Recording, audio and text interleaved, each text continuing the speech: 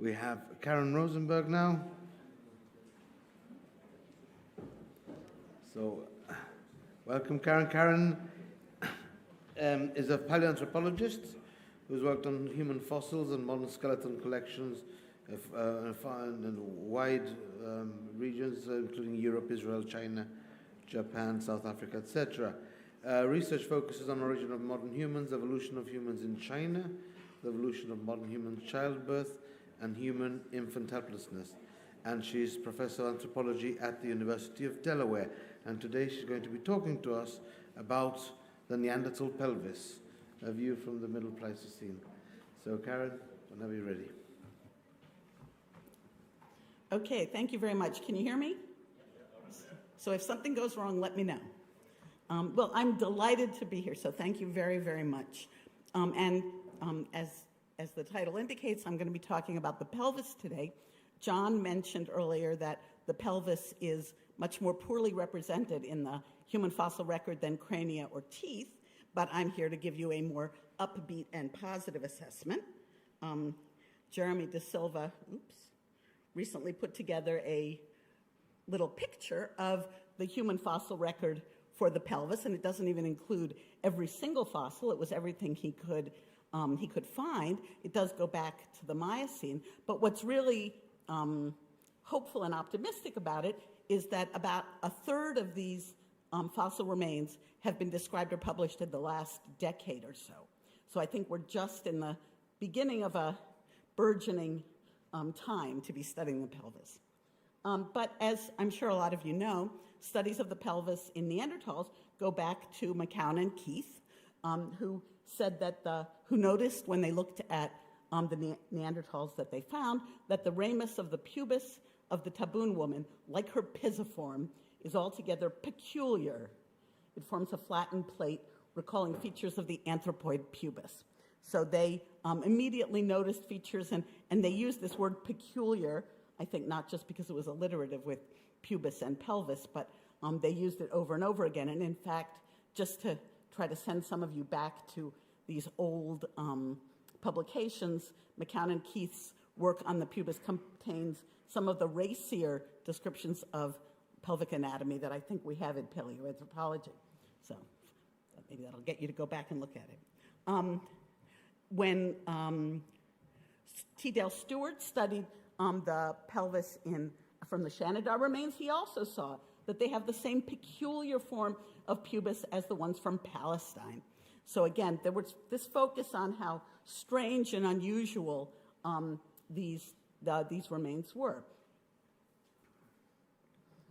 In the 1980s, a bunch of us focused on hypotheses about why the pubis might have been different in Neanderthals. And we were kind of focused on the fact that in modern humans, the pubis is longer in females than in males, presumably as a result of our expanded birth canal, which we obviously need to give birth to large babies, large-brained and large-bodied babies.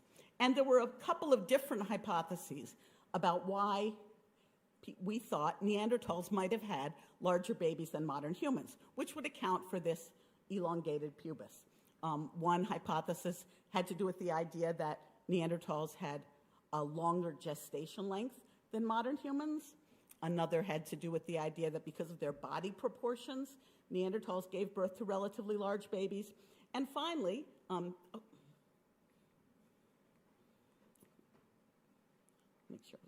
the last paper here, which focused on the child from Devil's Tower, suggested that Neanderthals grew faster in utero than modern humans and ended up being larger by the time they were born. So these initial papers in the 80s focused on the birth canal as the reason why Neanderthals had this peculiar pubis. But we know that obstetrics is not the only thing that acts as a selective force on the pelvis. There are a bunch of other things, all of which are certainly important. Obstetrics is certainly one of them, and it's the one that I'm going to focus on the most today. But we also, of course, have locomotion, thermoregulation, which another speaker will focus on later in this conference.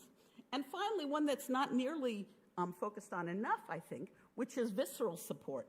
Pelvic floor injuries are an incredibly common injury, especially for women as a result of childbirth and pregnancy. And I think we need to start giving a lot more attention to that function of the pelvis for support of viscera. So the selective forces that act on the pelvis have often been described as an obstetrical dilemma.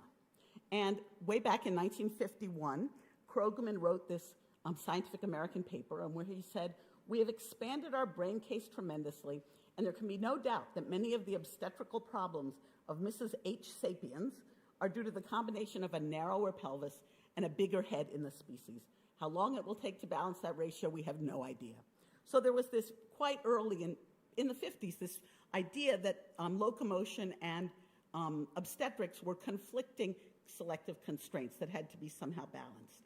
And the term, the obstetrical dilemma, was actually coined by Washburn, who Rachel mentioned, in also a Scientific American article, where he said, in man, I have to say sick, adaptation to bipedal locomotion decreased the size of the bony birth canal, at the same time that the exigencies of tool use selected for larger brains. This obstetrical dilemma was solved by the delivery of the fetus at a much earlier stage of development. So basically, Washburn argued that because we are cultural animals, we are able to take care of very helpless young who are born at an early stage of their development, and it's what Ashley Montague called the exterogestate fetus. He said that our fetuses continue to grow, our babies continue to grow like fetuses, even though they were outside the biological womb, because we could envelop them in a cultural womb. So recently, the obstetrical dilemma has been criticized, and people have argued that maybe this is too simple an explanation for why human babies are born at the time that they're born. And I want to distinguish between two things that the obstetrical dilemma might be trying to explain. One is the timing of birth, and that's what I'm going to talk about at this moment, and the other is the morphology of the pelvis, which I'll get to in a few minutes. So again, the obstetrical development was the idea that these two hallmarks of human morphology, namely large brains and bipedalism, the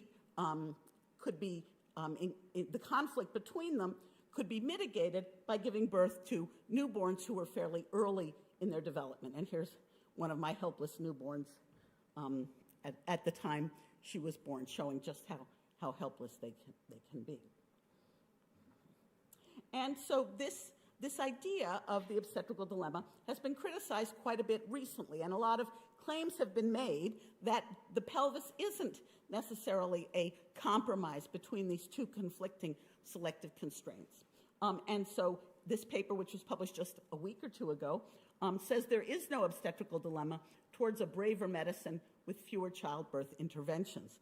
And these authors have actually argued that talking about the obstetrical dilemma kind of implies that women are sort of incapable of giving birth on their own, and that we're somehow helpless and needy. So here is the hypothesis that they offer. The hypothesis holds that antagonistic selection for a large neonatal brain and a narrow bipedal adapted birth canal poses a problem for childhood. The hominin solution is to truncate gestation, resulting in an altricial neonate. And I won't rant about the term altricial in this context, but replace the term altricial with helpless. And here are some of the objections to this idea of the obstetrical dilemma that these critics offer. First of all, they point out correctly that human gestation length is not short relative to the great apes. It's actually a little bit longer than the great apes, a week or two, but it certainly isn't shorter. But I think what the people who suggested the obstetrical dilemma meant was not that we had an absolutely short gestation length, but that our babies were born early in development, so they weren't quite cooked when they came out. Second, they argue that the timing of birth is triggered by metabolic constraints, not obstetrical ones. So they suggest that the obstetrical dilemma says The baby is born when it's just the right size that it would still pass through the birth canal. And Dunsworth and others have offered an alternative hypothesis for why babies are born after 40 weeks gestation length, which suggests that that's the point at which the metabolic needs of the baby are rising very quickly. Here, that's this dashed line. And the mother's ability to supply the energy required is leveling out. And so that's the point at which if the baby has to be born, because the mother would no longer be capable of delivering the energy that it needs through the placenta. Third, they argue that humans are not the only species with a tight fit. In particular, monkeys have similar cephalopelvic proportions. And that's certainly true. If you look at the old famous Schultz diagram that showed the size of the baby's head relative to the size of the mother's birth canal, the apes have lots of room to spare, the other apes, but monkeys, like humans, have a fairly tight fit. And that's matched by what little we know from observations of childbirth in monkeys and apes, namely that monkeys seem to have a longer, more difficult childbirth, whereas apes seem to give birth fairly quickly. But monkeys do give birth in a very different way than humans, and I'll talk about that in just a minute. And finally, they argue that human males are not more efficient bipeds than females.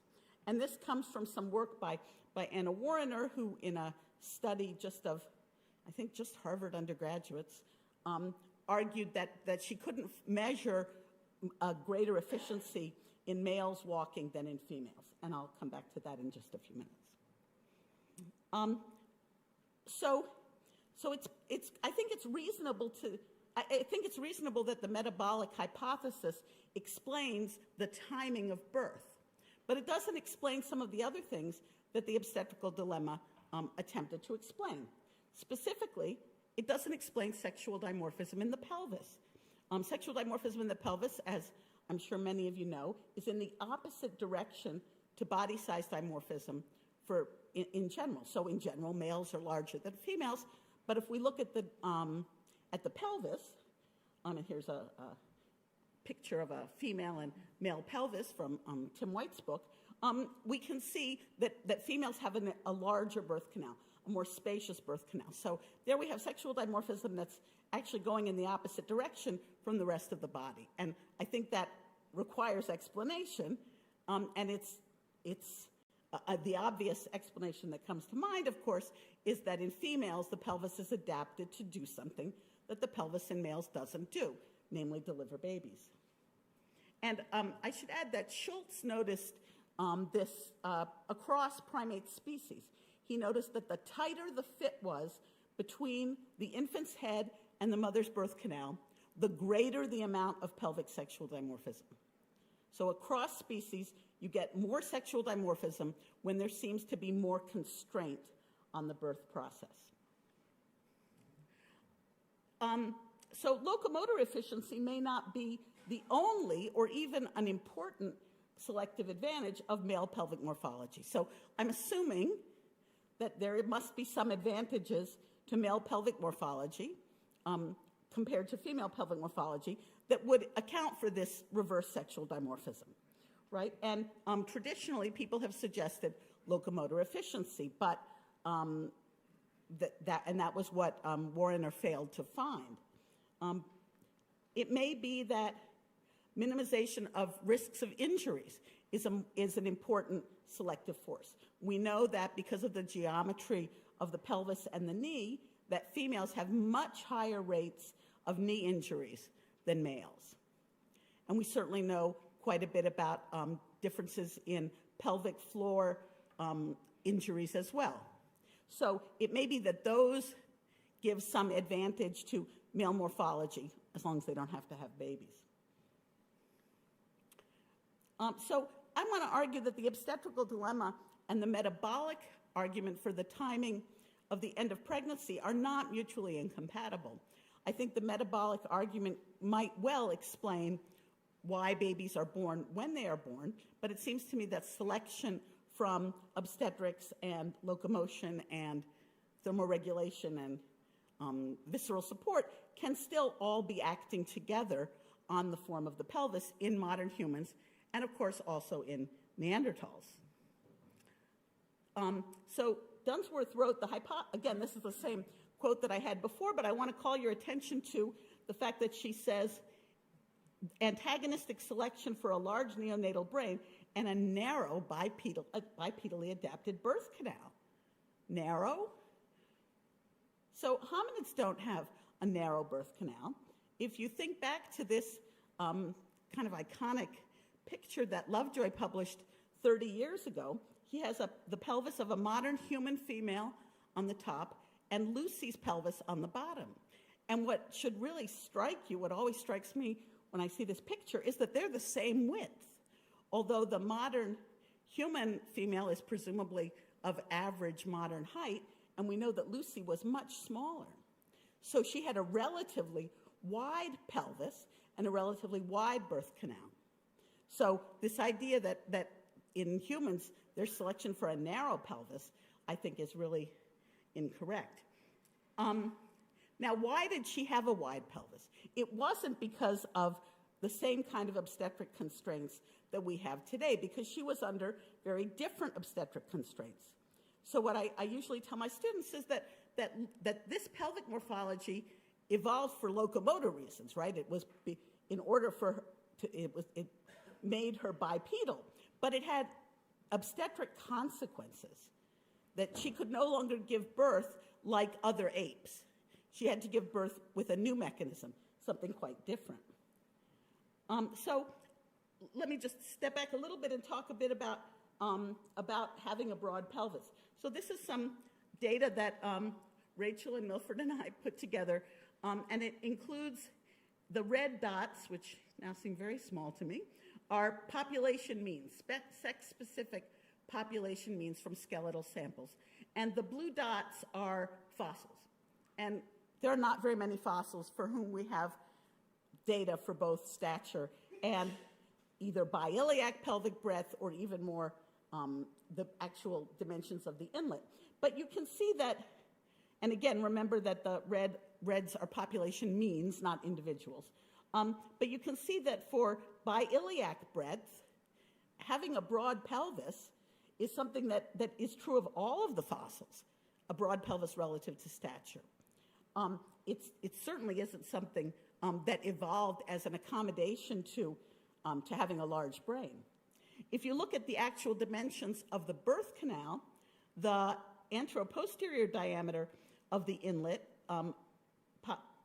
plotted against stature is in this right-handed picture. And again, you can see down here we have the Australopithecines, and up here the Neanderthals and Gona, the one Homo erectus we have in the middle.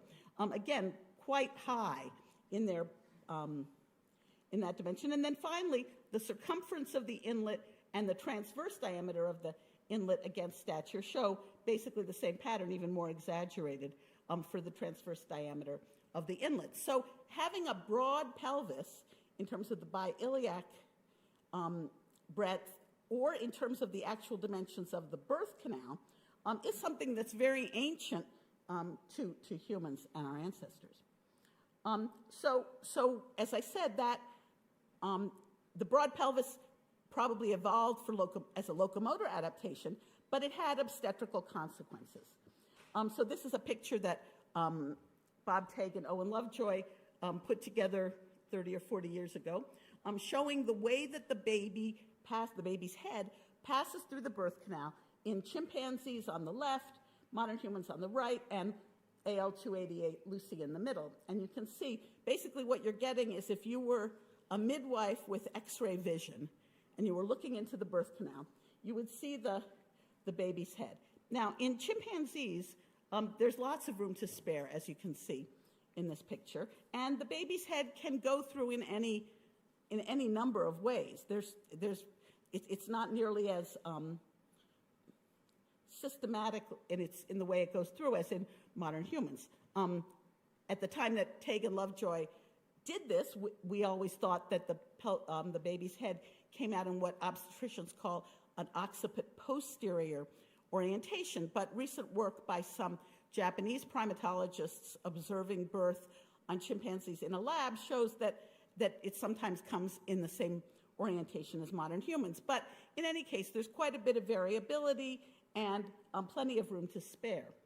In humans, you can see over here on the right, the birth canal is a tunnel of changing cross-sectional shape. So it's relatively flat at the inlet, relatively round or even a little AP long in the midplane, and then round at the outlet, or long AP. And because the baby's head has such a snug fit in the birth canal, the baby's head has to constantly rotate to find the dimension through which it will fit. And I know some of you remember this vividly from personal experience. Typically, the way that the baby's head goes through is as shown here, with the baby's head facing to the side in the inlet, and then it turns, it rotates as it passes through the midplane and the outlet so that it emerges from the mother's body facing away from her, facing in the opposite direction, a position that obstetricians call occiput anterior, because the occiput of the baby's head is to the anterior of the mother's body. And Wenda Trevathan and I have argued for a long time that because babies are born in that position, mothers benefit from assistance, human mothers benefit from assistance in a way that non-human primates don't, and non-human mammals, actually. So in all human cultures, somebody attends births. That's the cultural norm, is that somebody will attend births. Often that person does very little intervention, but receives the baby, clears the baby's breathing passage if necessary, or moves an umbilical cord from around the neck. But in humans, babies, mothers and babies, benefit from having someone there to assist them. Something that Wenda originally called obligate midwifery, or now we've sort of preferred to use the term birth assistance. So what about Lucy? Well, Lucy's pelvis is broad at the biiliac breadth, it's broad at the inlet, it's broad at the midplane, and it's broad at the outlet. And so Tegan Lovejoy argued that not only did it not need to turn the way a baby's head typically turns in modern humans, but it actually couldn't. Tegan Lovejoy argued that really the only way for what they estimated the size of a newborn baby Australopithecine, the only way for it to fit through was facing to the side. And so they proposed a mechanism of birth for Australopithecines that was unlike anything we see today, which shouldn't be surprising because the mosaic of features that Australopithecines have, namely being bipedal but having a relatively small brains, is something that we don't see in any other species today. So they proposed this mechanism. And whether Australopithecines might have benefited from assistance is something obviously we don't know. It's a completely different mechanism than anything we see today. The fossil record following Australopithecines tells us something about how birth might have evolved. Interestingly, the Sediba specimens have some features of more modern pelvic morphology, even though they don't have large brains, suggesting that obstetrics is certainly not the whole story here. Whoa. For a long time, we based our understanding of the pelvic anatomy and obstetrics in Homo erectus on the WT 15,000 specimen shown here, and I think it confused us. I think one of the things that we've learned in recent years is that something we used to think is not true. Homo erectus was, this specimen was originally depicted as having very narrow hips and a very narrow body form. It was probably never the specimen on which we should have been basing discussions of obstetrics because it was male, juvenile, and fragmentary, and probably not reconstructed as well as it should have been. So I think that narrow reconstruction probably is incorrect. But we now have a much more complete specimen of Homo erectus that we can use that's female and more complete, and that's the Gona specimen from Ethiopia, shown here in the middle. So we have Afarensis on the left, modern human on the right, and this is the Gona specimen. And Simpson and others who have worked on this specimen have argued that the pelvis, the birth canal of that specimen, would have been big enough to give birth to a baby with a head circumference around 318 millimeters, which is almost in the size range of modern humans, but obviously very small. And this is their plot showing the shape of the inlet and the midplane in the Gona specimen. So all you need to know to understand this, these graphs is that the squares and circles are modern humans, and flatter is down and to the right, and longer from front to back, is up and to the left. And so Gona at the inlet is just at the edge of the modern human range, and at the midplane it's still a bit flatter. So probably some AP expansion had taken place, but not as much as we have later in time. Chris Ruff argued that, or maybe I should say suggested that, that the evolution of rotational birth, the expansion of the birth canal in the AP direction, might have allowed babies to be more encephalized at birth, that there was sort of a limit to how much brain growth could take place until you could get the baby out, and getting the baby out with that turning and twisting mechanism was what was necessary. So he really suggested linking rotational birth and the evolution of really large brains in newborn babies. And finally, coming to two really important specimens that now allow us to see what ancestors of Neanderthals or early Neanderthals might have looked like, we have two quite complete specimens from opposite ends of the old world. Obviously, this is the Sima de los Huesos specimen, and then we also have the Jinniushan innominate. The Sima de los Huesos specimen is male, the Jinniushan specimen is female, and they show a very similar kind of morphology all across the inhabited world. I mean, these were surely two individuals who were just about as far apart as people might have gotten geographically, but they share this common pattern. Here's a photo showing them together. Again, the male Sima de los Huesos specimen on the left, and the Jinniushan female specimen on the right. And we can also add the Arago specimen, which is less complete than either of them, but which I think makes a nice comparison. So I did some work with Alejandro Ahmadi on these two specimens, comparing them, and we compared them to a modern sample of Portuguese sample of skeletons. And what we found was that there were a bunch of ways in which our two specimens and Arago, to some extent, differed from modern humans in being more robust and having the more anteriorly placed iliac pillar, a bunch of different features. And then there were some ways in which they differed from each other. And the ways in which they differed from each other were ways in which modern males and females differ from each other. So it seems that the pattern of sexual dimorphism that we see today in the pelvis can also be exemplified by these, admittedly a very small sample, but these two specimens from opposite ends of human habitation. And here are just some more examples. The auricular surface, the iliac tuberosity, those were all features that were in which the fossils are different, more robust than modern humans.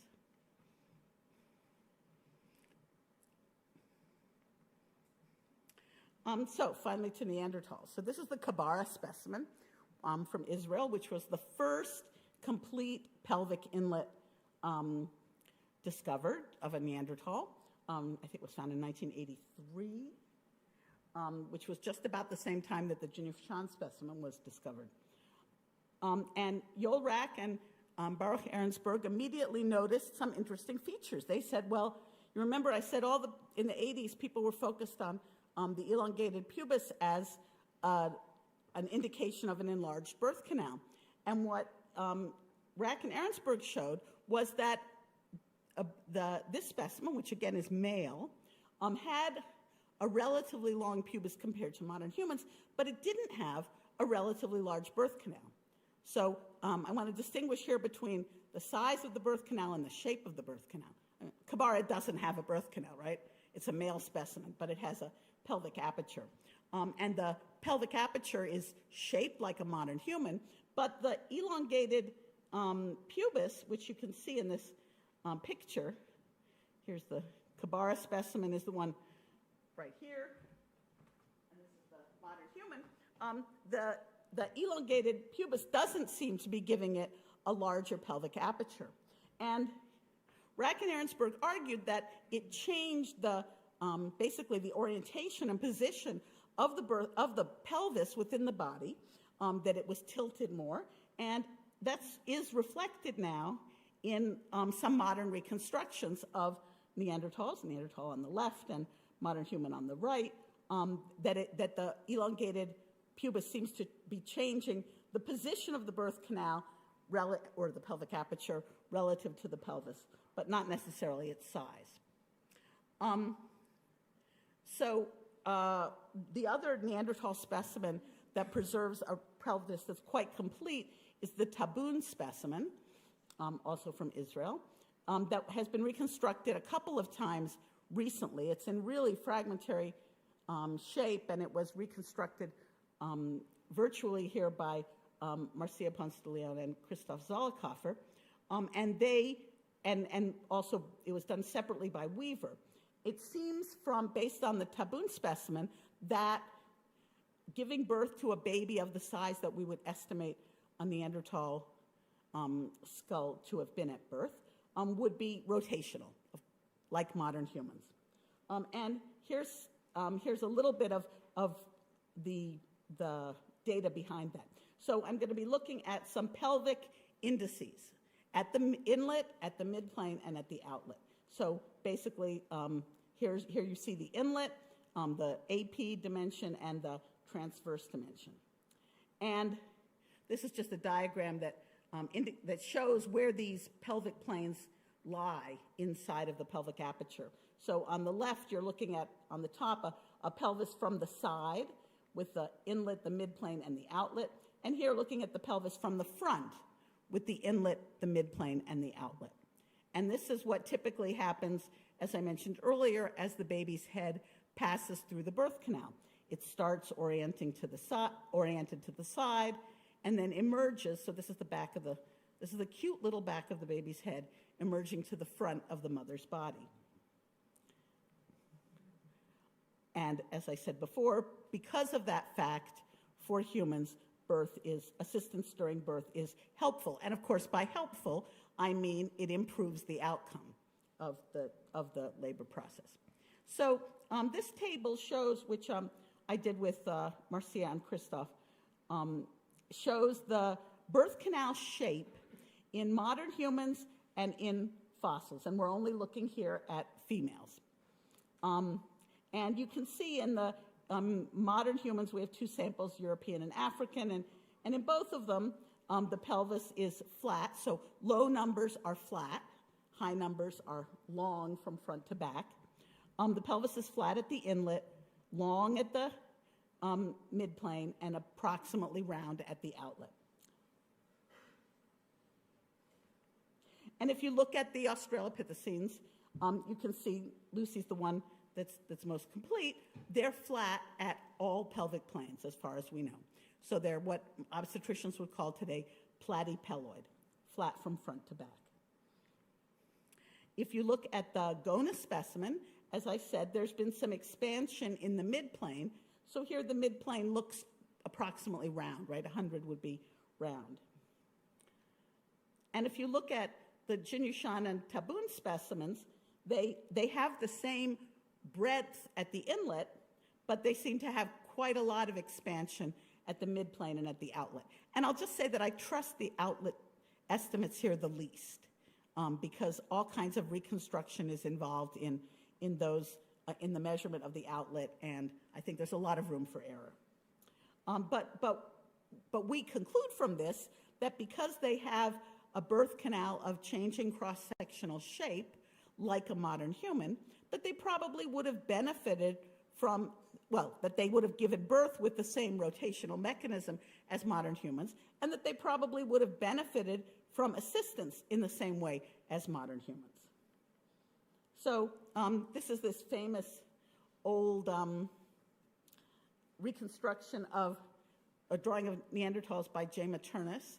And I always used to wonder about what the woman over here was doing. And I think someone told me once that Maternus was trying to indicate that she had, that she was using some kind of gesture-based language, some kind of sign language. But in the middle of the night last night, I had an inspiration that what she was actually doing was delivering a baby. I don't know, does that work? We really did it in the middle of the night, so does it work? And I don't know if, I know Dave is going to talk in a day or two about complex behaviors. I don't know whether having a midwife qualifies as a complex behavior, but it certainly is something that is very pervasive among modern humans today, and that has a lot of implications for how we form emotional bonds, how women especially form emotional bonds with each other, and how they attend each other. And so I think it tells us something about the way that Neanderthals would have interacted with each other and what their really emotional and social relationships might have been like. So thank you.